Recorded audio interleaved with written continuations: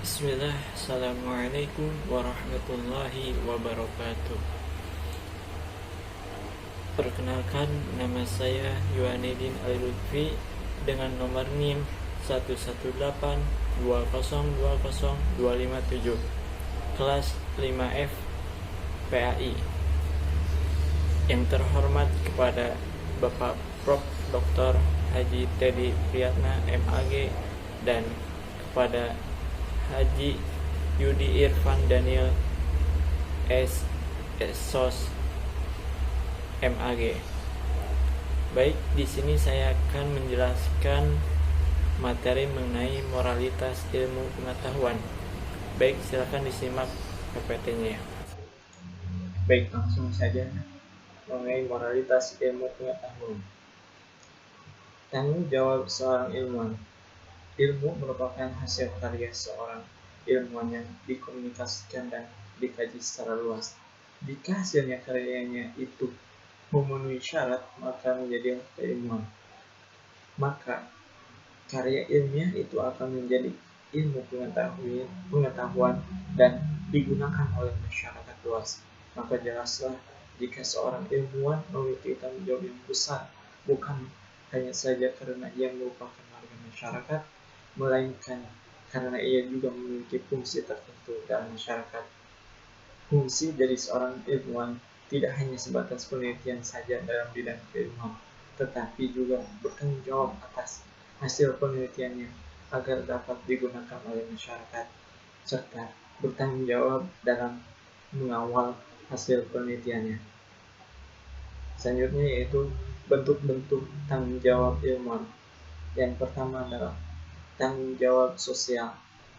Dapat kita ketahui bahwa tanggung jawab sosial seorang ilmuwan adalah suatu kewajiban seorang ilmuwan untuk mengetahui masalah sosial dan cara penyelesaiannya. Permasalahan sosial, ilmuwan mempunyai kewajiban sosial untuk menyampaikan kepada masyarakat dalam bahasa yang mudah dicerna oleh pendengar. Tanggung jawab sosial seorang ilmuwan itu adalah memberi perspektif yang benar, untung dan rugi, baik dan buruknya, sehingga penyelesaian yang objektif dapat dimungkinkan. Dengan kemampuan pengetahuannya, seorang ilmuwan harus dapat memengaruhi opini masyarakat terhadap masalah-masalah yang solusinya mereka sendiri dalam hal ini berbeda dengan saat menghadapi masyarakat. Ilmuwan yang elitis dan esoterik, dia harus berbicara dengan bahasa yang dapat dicerna oleh orang awam. Untuk itu, ilmuwan bukan saja mengandalkan pengetahuan dan daya analisanya, namun juga integritas kepribadiannya. Selanjutnya yaitu tanggung jawab moral. Tanggung jawab moral tidak dapat dilepaskan dari karakter internal dari ilmuwan itu sendiri sebagai seorang manusia.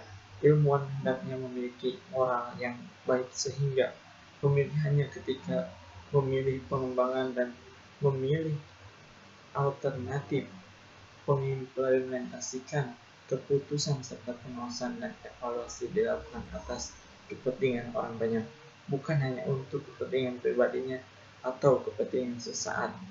Para ilmuwan sebagai orang yang profesional dalam bidang keilmuan tentu perlu memiliki visi moral khusus sebagai ilmuwan. Moral inilah di dalam filsafat ilmu disebut sikap ilmiah. Kemudian yang ketiga yaitu tanggung jawab etika. Tanggung jawab yang berkaitan dengan etika meliputi etika kerja seorang ilmuwan yang berkaitan dengan nilai-nilai dan norma-norma moral yang menjadi pegangan bagi seorang atau suatu kelompok dalam mengatur tingkah lakunya, kumpulan asas atau nilai moral, dan ilmu tentang perihal yang baik dan yang buruknya. Selanjutnya yaitu ilmu bebas nilai atau tidak. Menurut kalian bebas nilai atau tidak? Menurut saya harus dinilai. Yang pertama itu paradigma ilmu bebas nilai. Ilmu bebas nilai ini menyatakan bahwa ilmu dan teknologi adalah bersifat otonom. Ilmu secara otonom tidak memiliki keterkaitan dengan nilai, maka itu disebut bebas nilai, yang berarti semua kegiatan terkait dengan penelitian ilmiah harus disandarkan pada hakikat ilmu itu sendiri. Namun, ilmu menolak campur tangan faktor eksternal yang tidak secara hakiki menentukan ilmu itu sendiri. Selanjutnya yaitu paradigma ilmu tidak bebas nilai.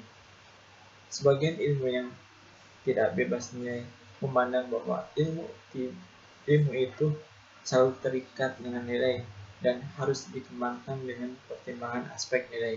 Perkembangan nilai tidak lepas dari nilai-nilai ekonomis, sosial, religius, ekologis, dan yang lainnya. Dalam pemandangan terkait nilai, nilai memiliki makna yang luas. Pertama, makna nilai bukan hanya dalam konteks baik dan buruk, tetapi juga dalam konteks kepentingan atau tidak. Kedua, nilai tidak hanya berlaku bagi ilmuwan saja, tetapi bagi ilmu itu sendiri. Selanjutnya yaitu moralitas ilmu pengetahuan.